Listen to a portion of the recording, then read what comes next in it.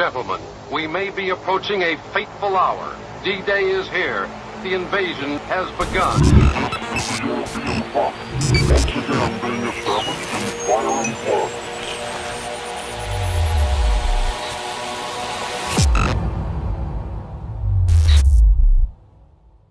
First, some context.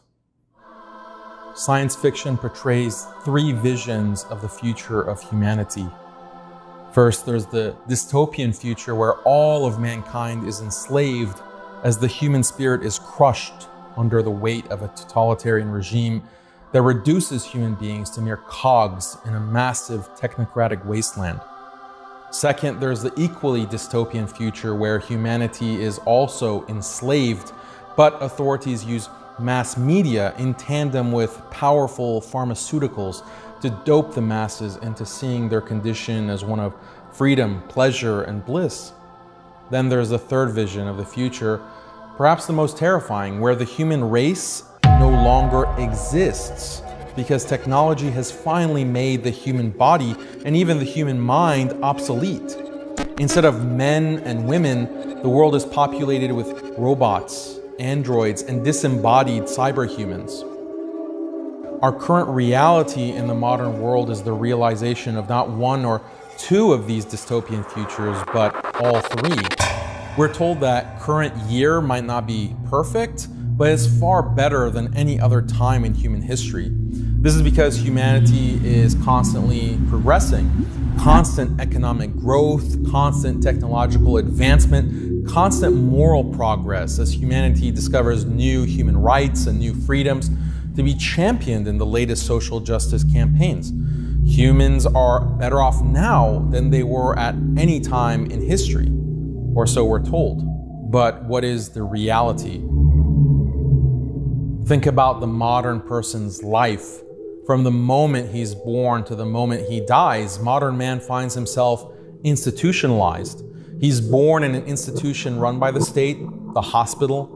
The instant he comes into the world, he's grabbed by the medical professionals and weighed and measured and injected. After a day or two, he might get to leave that institution, but guess what? His mother's a strong, independent woman who has to work at a soulless job to make ends meet. Statistically, it's most likely that she's a single mother and doesn't have a husband or committed family to help with a new baby. So the baby has to go to daycare, another institution, for most of the day, surrounded by more professionals. At age 4, he's transferred to yet another institution, grade school, where more professionals make sure he's properly educated. 8 hours a day, 40 hours a week, he's fed the state-mandated curriculum, ensuring that he becomes an obedient citizen, an obedient consumer. He gets older and goes to college, another institution, meant to train him to be a productive citizen who thinks the right thoughts, believes the right beliefs. After graduation, he can look forward to desperately searching for a job to pay back tens of thousands of dollars in student debt. If he can't find a job in his field of study, he can always find menial labor for minimum wage. If he's lucky, he might hit the jackpot, working as a wage slave plugged into the corporate rat race.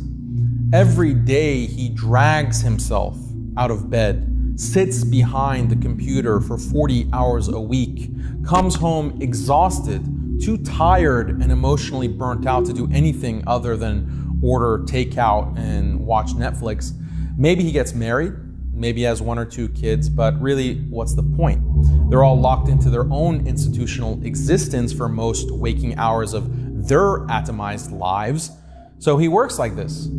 He works like this for 40 years, only to retire. Most likely he's divorced by then, his kids have long ago moved on. He has to spend the end of his life alone, maybe in a nursing home, the final institution. So from birth until death, virtually every moment of his life was mediated by a state or corporate institution. Or maybe he will end up living alone, and when he dies in his apartment, no one will really know. He has no family to visit him or care for him, and when he dies, it'll only become apparent a few months later when the growing stench of his rotting corpse wafts into the halls of his apartment building. And then again, a corporation has to be called to dispose of the putrid remains.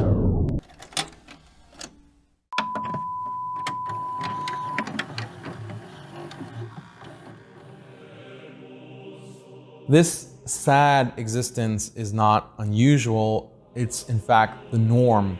It's the model. It's by design, the logical consequence of a materialist, progressive worldview.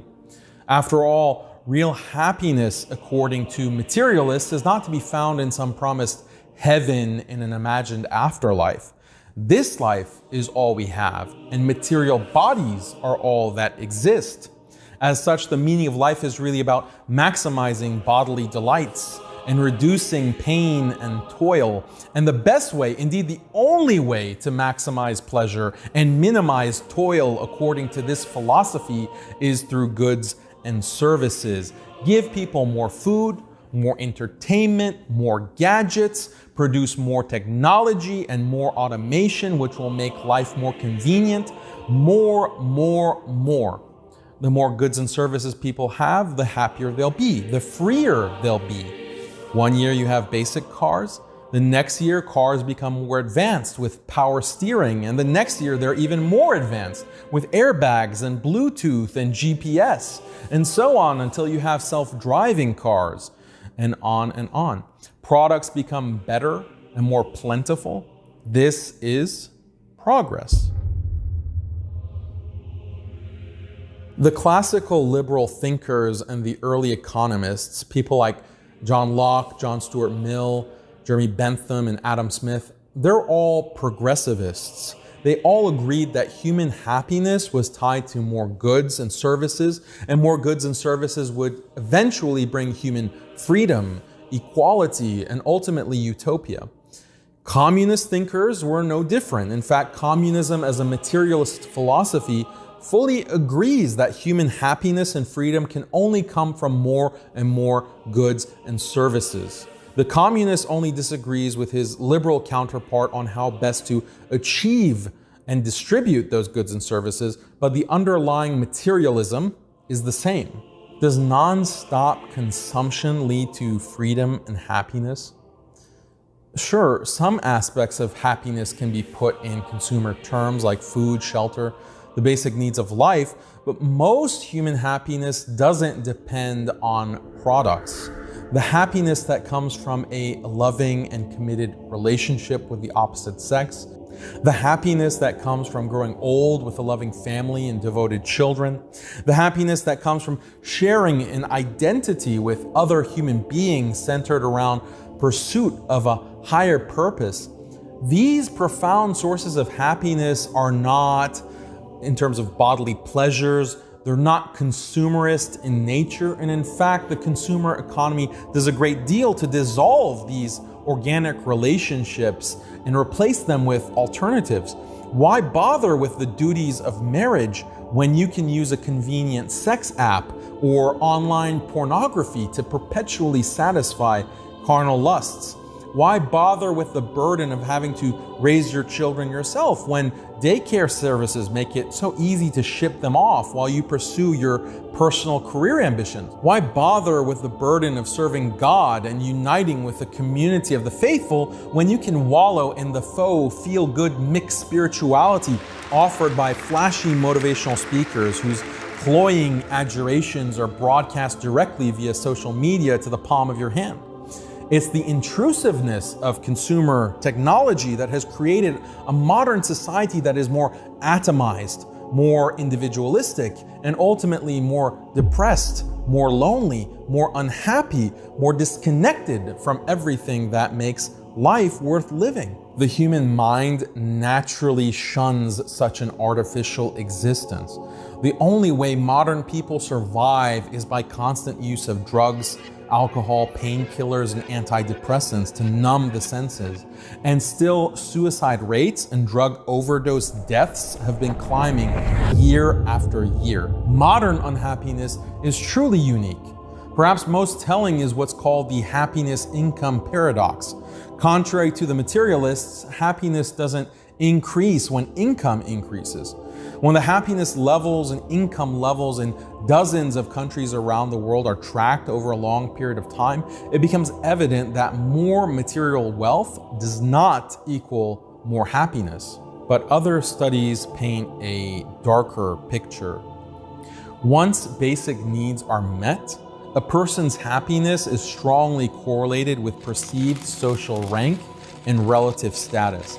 In other words, how rich are you compared to other people? Research shows that relative wealth and comparative status play a dominant role in people's happiness levels. This is why a millionaire, despite all his wealth, can still be very unhappy if his social circle is filled with billionaires. And why a billionaire can feel very unhappy if his social circle is filled with mega billionaires. The paradox here is that a person can endlessly increase his wealth. But if those around him are increasing their wealth at a faster rate, then he'll eventually become less happy over time. This phenomenon is referred to as the relative income hypothesis. What researchers have found is that it's a part of human nature that people who have higher status than those around them naturally feel more confident, have higher self-esteem, and are more happy. This is even seen in the animal kingdom. By contrast, those with lower social status have higher levels of depression, stress, paranoia, and mental illness. This has huge implications for how we understand the connection between happiness and the economy. If people's happiness is so closely tied to relative status, then a constantly growing modern economy is much more a source of despair than it is of happiness. Just consider the reality of the ever-burgeoning wealth gap, where 1% of the world's people own 50% of the world's wealth.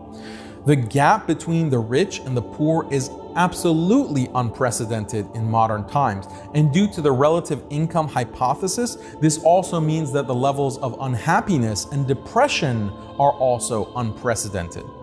And the salt in the proverbial wound is that media technologies like TV and social media display the lives of the rich and famous in agonizing detail, which only heightens the sense of relative privation in the minds of the 99%, leading to dissatisfaction and depression on a global scale. Consider this paradox. People in developing countries have actually become wealthier in absolute terms over the past century. But despite the increased wealth, their overall happiness has decreased. How can that be? This is because they experience themselves as poor. Why? Because relative to Western economic growth over the same century, they're poorer in comparison. For example, colonialism and capitalism have without a doubt made the Muslim world and the developing world wealthier in material terms than it's ever been. But overall, people in the developing world, in all these countries, feel poorer and feel less happy. Why? Because in the past, their wealth was relatively equal to Europe, or even higher. But even though they have more absolute wealth now than they did in the past, their relative position compared to the West has dropped. Due to colonialism and other factors, the West grew richer at a far greater pace, creating an insurmountable wealth gap. This global inequality generates a lot of unhappiness, paranoia, and depression for poor nations. And by the same token, it generates a lot of happiness and satisfaction for richer nations who feel good about being above others. But is the wealth gap between richer and poorer nations really insurmountable? Can't developing nations eventually catch up to the West and enjoy equal wealth and status? Doesn't a capitalist global economy provide a fair playing field for all? The answer is a resounding no. What theorists like Immanuel Wallerstein and Thomas Piketty have pointed out is that the liberal capitalist model does not account for structural inequality. The reason that 1% of the population owns 50% of the world's wealth in an ever-growing wealth gap is not due to sheer hard work and perseverance. The reason that Western nations have had overwhelmingly more wealth and held overwhelmingly more control over the rest of the world for the past few centuries is not due to sheer ingenuity. Rather, there's a clear structural inequality hardwired into global capitalism that prevents other countries from being able to catch up with the West. Sociologist Immanuel Wallerstein points to the fact that Because the technological revolution began in the West, they were able to accumulate a great deal of capital. Using this capital, they were able to invest more into research and development, R&D, more so than other nations, which led to more innovation, better products, more high-tech products. Other nations couldn't compete with this, and so they were locked into a low-tech economy relative to the West, where they're producing low-margin, low-tech goods and raw materials. Meanwhile, the Western nations create better, higher-tech goods and sell those at higher margins, which brings more profit, which they can invest in more R&D, more innovation, and the vicious cycle continues. This is a structural inequality that prevents other countries from catching up. The modern wonder of progress and constant economic growth is actually a modern nightmare that keeps the majority of the world's population in a perpetual state of inferiority. Isn't mankind supposed to live free? Maybe freedom is exactly the problem here. The whole purpose of endless technology and endless consumption is to give us more and more freedom. The life of inconvenience and perpetual toil of our ancestors is no more. Now we can live comfortably with all our needs, food, shelter, sex, entertainment, literally available to us at the touch of a button. And if a button is too taxing, just give voice commands. But even this is not good enough. Even this is not as convenient as possible. What if chips could be implanted in the brain so that we can order the pizza with our thoughts? But then we would have to chew the food, quite a chore. What if we could just automatically inject the nutrition of the pizza into our bodies and then virtually simulate the sensations of enjoying a pizza? But then why allow a clunky body to limit our freedom in the first place? Why not technologically enhance our bodies, or better yet, ditch our bodies altogether by uploading our consciousness into the cloud so that we can exist in a state of perpetual cybernetic bliss? Isn't this the logical end of freedom? Freedom realized to its fullest potential? But of course, this freedom would also mean no more human body. And no more human body means no more soft touch of another's warm embrace, no more watching the sunset, no more smelling the rain, no more reveling in the joyous laughter of your children, no more human life as we know it, the extinction of the human race. Is there another path?